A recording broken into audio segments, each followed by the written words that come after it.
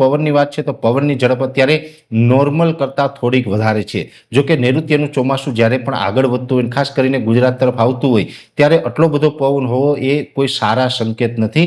આ પવનની ઝડપ છે એ સમય આવતા ઘટવી જરૂરી છે। જો કે અત્યારે વાત કરવા જઈએ તો અત્યારે પવનની ઝડપ છે એ 22 થી 25 કિલોમીટર પ્રતિ કલાકની ચાલી રહી છે।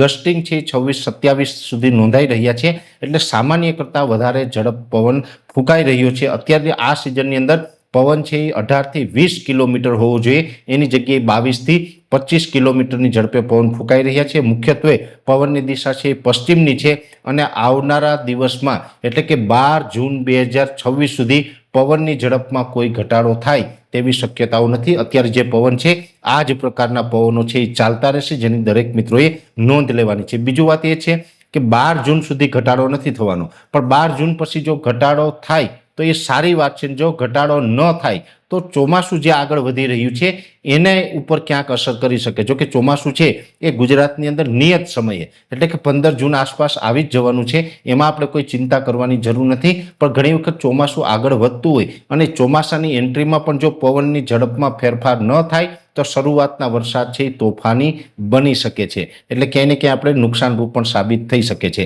હવે આગળ 12 તારીખ પછી શું થાય આપણે જોવાનું છે, પણ પવનની ઝડપ અત્યારે 12 તારીખ સુધી કમસે કમ ઘટવાની શક્યતાઓ નથી દેખાતી।